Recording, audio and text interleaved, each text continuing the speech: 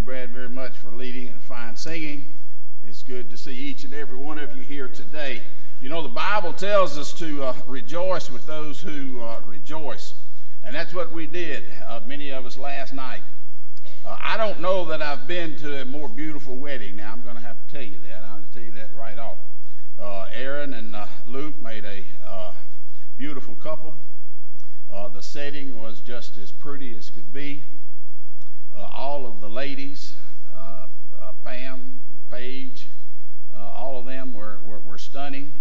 And I don't want the guys to get the big head, but Bill and all the golf men and Justin seemed to just walk off front cover of a GQ magazine. Now, I'm going to be honest with you there. They're really good. And Hayden and Collins, of course, were just as cute as they always are. And our preacher, man, Jonathan, I got to say, I was so proud of you. I really was. That was a really, really nice, personal, meaningful combining of two families there. And so I'm sure they appreciate that very much. The only problem we had was I got a little out of kilter after I left the wedding. It's the bottom just came open. I mean, it flooded, and I couldn't see the road. I couldn't see what signs, and I'd never been back over there before. Joyce held her cool, though. I lost mine. But I knew if I kept either going north or going east, I'd run into I-22 or 15 somewhere. But finally, we found 15, and so we got back. But I found out this morning that I wasn't the only one that got lost. Tommy got lost too,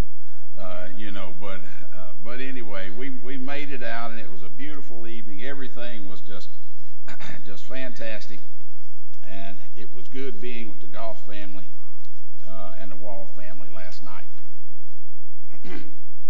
Oh, and something else. Cooper did a fantastic job last night. It was just wonderful. He slipped up a little bit this morning. I'm not quite sure. I know he's not nervous.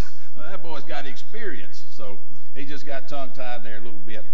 But that was great. Cooper, real proud of you and Sam Tucker. Man, they had bow ties on, suspenders, and everything. Let me tell you, boy, it was quite a shindig we had. Okay.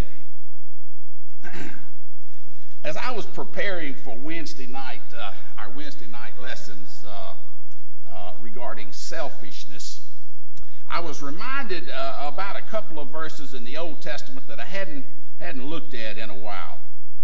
And several years ago, quite a dust-up was made over a certain prayer by a man named Jabez in 1 Chronicles 4:9-10. Now, two verses out of the whole Bible were suddenly thrust into the national limelight, okay? And it was given lots of attention.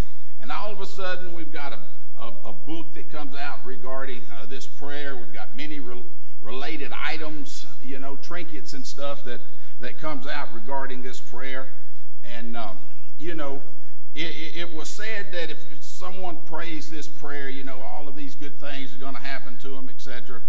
And that we all should use this as a model prayer for our lives. And I remember it being keyed as the single greatest key to a spiritual life that's pleasing to God. Now, others contended that it was no more than God's will working in this particular person's life.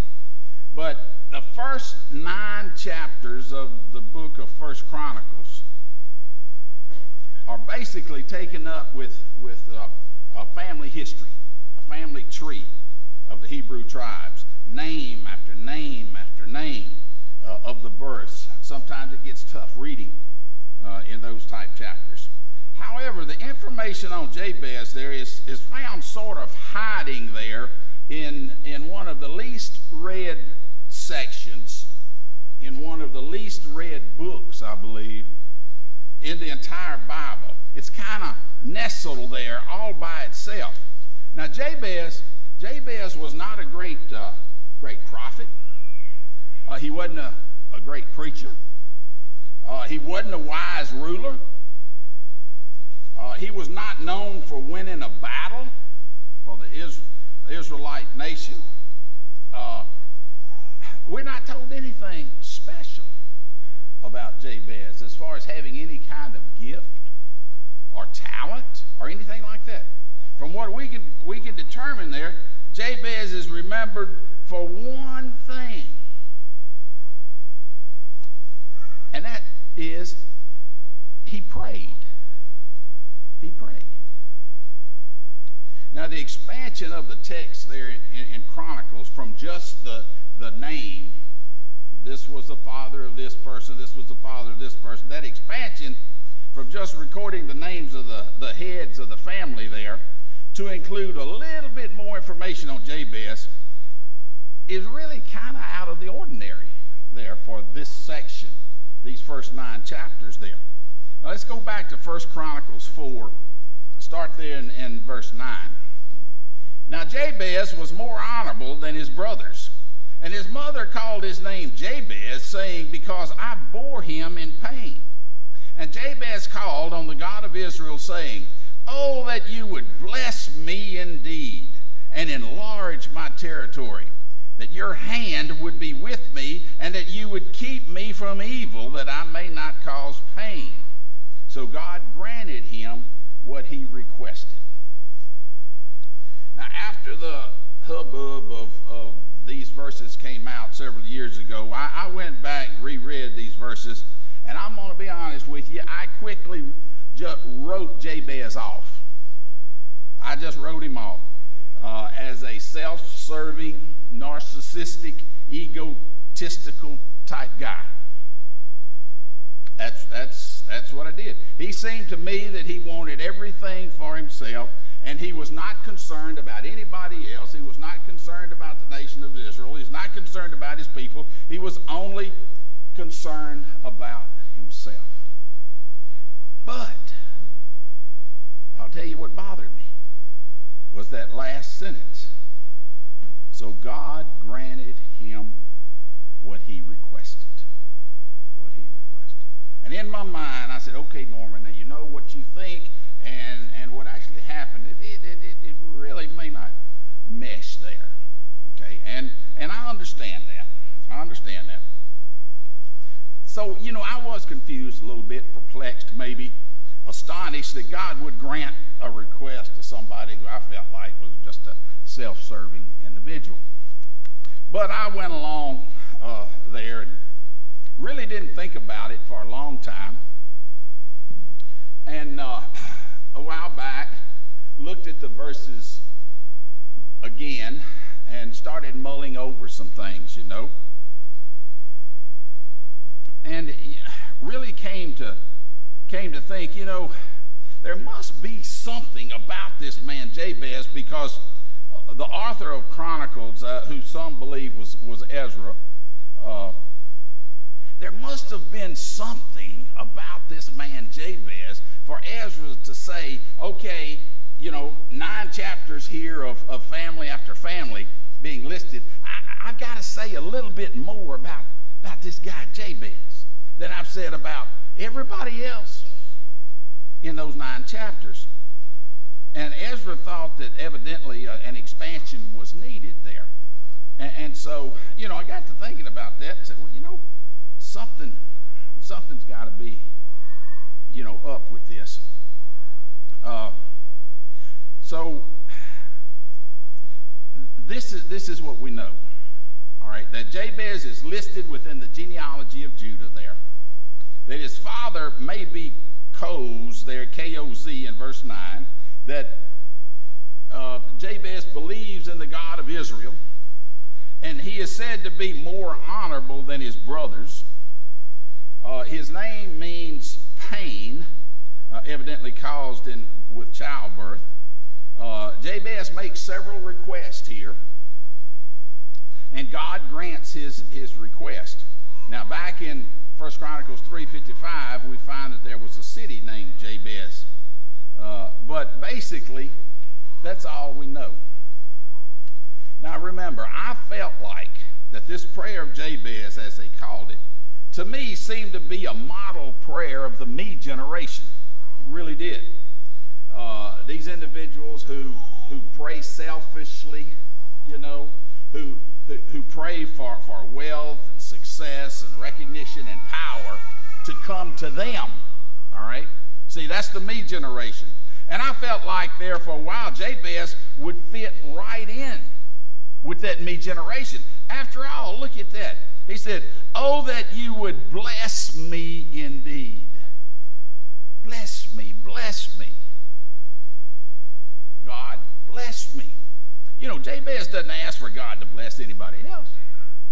Not his family, not his nation, not the sick, not the downtrodden, not the afflicted, not the destitute. Jabez says, "Bless me, and bless me a lot indeed." His prayer, I thought, was intensely selfish. The next part there, his prayer was, "And enlarge my territory." Well, I thought that was very materialistic. You know, Jabez does not pray for wisdom, for health, for the ability to physically assist others. But he requested God to increase his wealth, basically.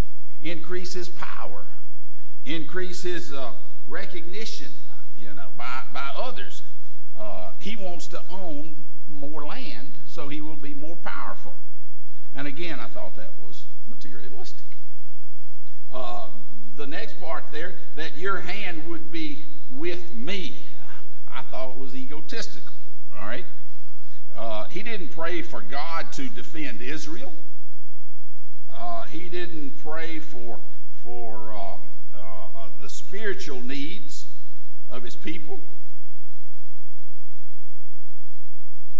He didn't pray for God to be with his neighbors or friends or loved ones. God, your hand be with me. And then he's got there that you would keep me from evil. He's praying for his own personal safety there. Again, not concerned with anybody else. And then that last part, to some a little bit a misunderstanding when it says that I may not cause pain. A better translation of that is that I may not have pain. And that is, again, in recognition of him praying for himself, where it says basically, don't allow me to hurt. I don't want to hurt, Father. I don't want to be in pain. So please don't allow me to have to hurt. Therefore, it sounded to me, and maybe it might sound to you some, like Jabez was stuck on himself, and I left him hanging there for several years, and I couldn't understand all the hubbub about this prayer of Jabez.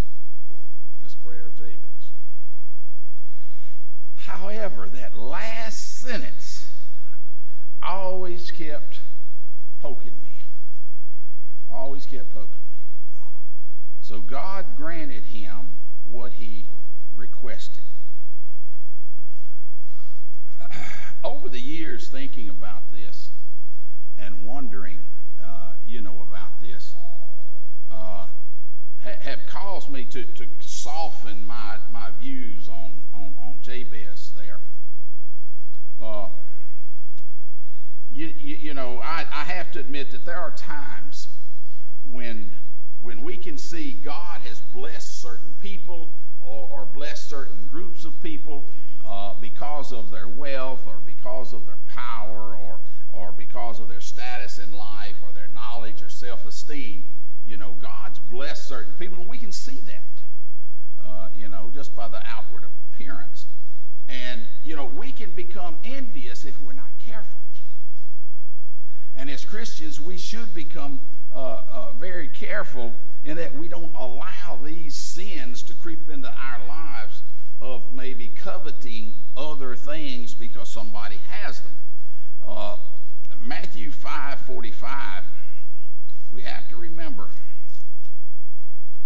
what Jesus says. We've got several verses around here to read this morning. The last part of Matthew 5:45 says, he causes his sun to rise on the evil and the good, and he sends rain on the righteous and the unrighteous. So, God could assist the evil as well as the good. But we're not to be affected by any of that. God teaches us again about that. Flip over to Matthew 6:19. God tells us, do not lay up for yourselves treasures upon earth, where moth and rust destroy and where thieves break in and steal, but lay up for yourselves treasures in heaven, where neither moth nor rust destroy and where thieves do not break in or steal. For where your treasure is, there will your heart be also. Don't be consumed, okay, with material goods, with things of this world, because they're all going to burn up anyway. You go ahead and send your, quote, retirement plan, if you want to call it that, on up to heaven. Make a deposit there in your account there, so to speak. Lay up for yourselves those treasures in heaven. And then in 6:31, a few verses over, we're told, do not be anxious then, saying, what shall we eat, what shall we drink, and with what shall we clothe ourselves? For all of these things the Gentiles eagerly seek. For your heavenly Father knows that you need all these things. But seek first his kingdom and his righteousness, and all these things shall be added to you. So thinking back, you see, about this prayer of Jabez over the years, I've come to take a somewhat different view of Jabez than I'd originally painted him with. Therefore, a few minutes, let's look at Jabez again, these two verses. Jabez grew up in pain, evidently. With a name like Pain, he was kind of like a boy named Sue, maybe. He probably got bullied at school. He probably, Pain, you old Pain, that type stuff. You know how that goes. He was probably reminded of his mother's trials every time somebody called his name. Historians place Jabez living in the time of the judges in southern part of Israel there. Now, evidently, he grew up hearing about this God that had led the Israelite people out of Egypt. He grew up hearing about this God who freed the Israelites from slavery. The God who had rescued his people from powerful enemies. He grew up evidently with parents who instilled within him the need for prayer. And we have to remember that there was probably no leader around that time like an Abraham or a Moses, all right, or a Joshua, for maybe Jabez to kind of look up to. But he had been schooled sufficiently in his religion. By the time he was an adult, Jabez was a believer, and it appears that he firmly trusted in God. I don't think anybody can doubt the obvious faith that Jabez had in God. As we consider these verses, let's remember that everybody struggles with belief and unbelief. With is there a God? Is there not a God? Is the Bible true or is the Bible false? What is it? What is it? to come to our own realization as to what we're going to believe. We believe based on faith, based on the evidence that we can see that there is a God and that therefore his word is his and it's true. And Jabez came down on that side, that there is a God, that he is true. And Jabez chooses to seek God. Now, then he chooses to make his request, make his concerns known to God. And therefore, he turns to God in prayer.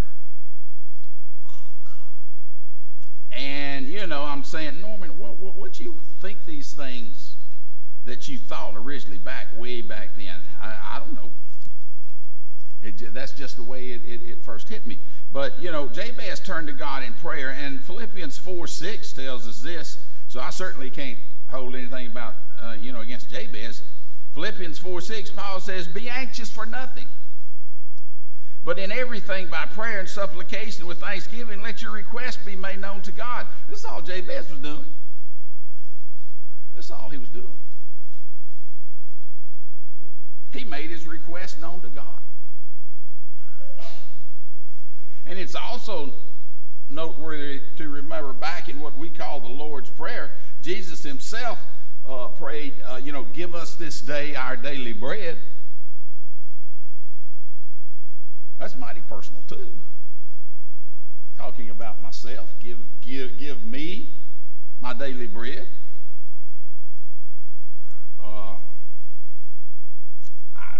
I've never said that Jesus was selfish there, or any of us who pray the Lord's Prayer or either read that verse think of themselves as selfish. I don't think so. Maybe Jabez wasn't as selfish as I first thought he was, and I don't think he was. We are told that Jabez was more honorable than his brothers. Now that's kind of hard to gauge there, because we don't know how honorable or dishonorable his brothers was. That may not be saying much about Jabez, but with everything else that's said, I think it does say something. Combined with all the other stuff there, we can glean about Jabez. I think we will have to conclude that, Jabez was most probably an honorable person. And if we look at James 5:16, what do we find? The last part of that verse 16 there, the effective prayer of a righteous man can accomplish much. And again, Jabez is laying his request before God. He's fervent in his actions, in his prayers. And he's a righteous man. He gives God the honor that's due him. Jabez obviously could look back and look at the problems that befell his people as they came out of the promise, as they came out of Egypt, and as they settled into the promised land. He could probably understand the lack of leadership there, because he most probably, to those around him, provided some type of leadership, because he believed in God. And he believed in God enough that he went to God in prayer. And God granted his wishes, his request. No doubt, Jabez humbled himself before God. There in 1 Peter 5, 6 and 7, Peter tells us to humble ourselves. Therefore, under the mighty hand of God, that he may exalt you at the proper time, casting all your anxiety upon him, because he cares for you.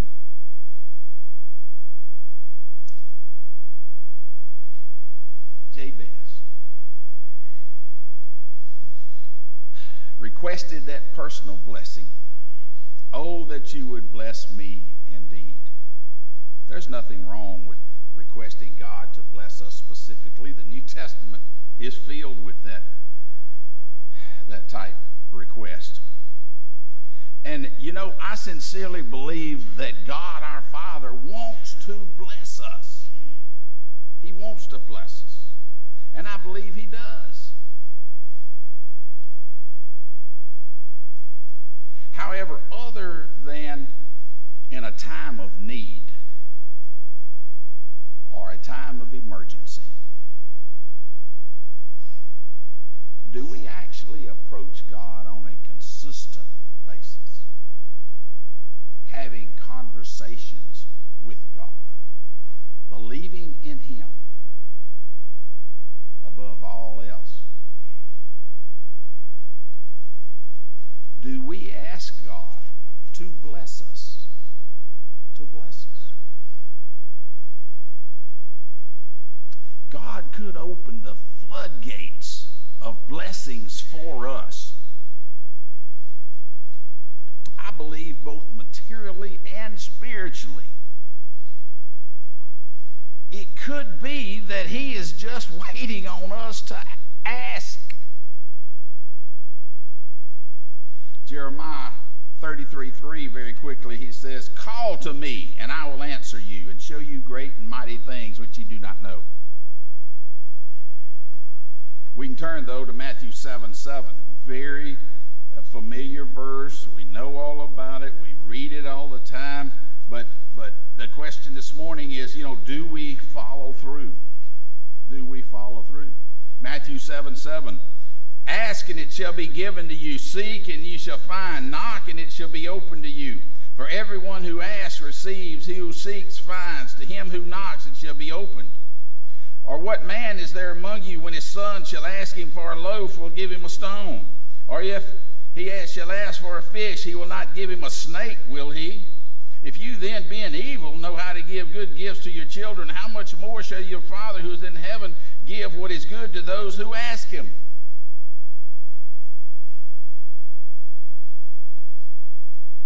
James 4:2.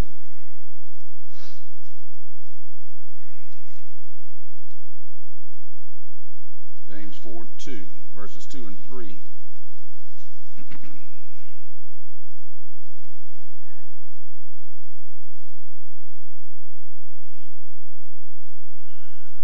"You desire and do not have, so you commit murder, and you are envious and cannot obtain, so you fight and quarrel. You do not have because you do not ask. You ask and do not receive because you ask with wrong motives, so that you may spend it on your own pleasures." And there are several other verses that talk about Christians asking God. Matthew 21:22, "All things ask in prayer, believing you shall receive." And there are several more there that I don't have time to go into.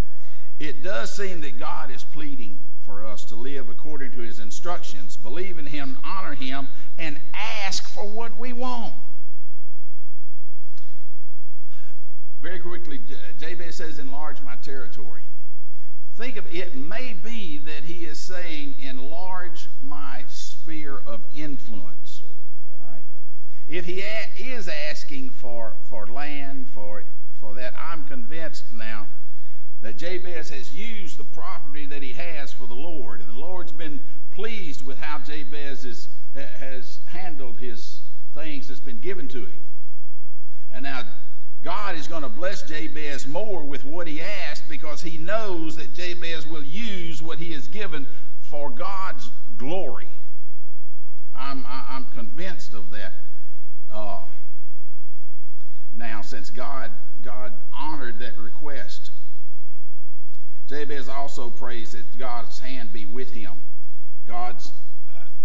Jabez wants God, and it's the same for us. We want God's providential hand helping us as well. Certainly, there's nothing wrong with that. And there's nothing wrong with asking God to help keep us from evil. Nothing wrong with that at all. Nothing wrong with asking God to keep us from pain, not to hurt. Jabez was evidently one of a kind in his day. I believe Ezra said, hey, I've got to put this in here because Jabez is that type person that I want everybody to remember and know about. And so Ezra wrote about it. As a child, there are personal gifts that a father will give a child just because the father's the father and the father loves that child. There are certain gifts that the father's going to give. And then there are certain gifts that the father will give to the child just because the child asks. And we who are fathers know that because it happens all the time. It happens all the time. And likewise, I believe we receive blessings from the Father because of the fact that we're His children. Now, the question today is, do we ask the Father for anything? Do we ask Him? And if not,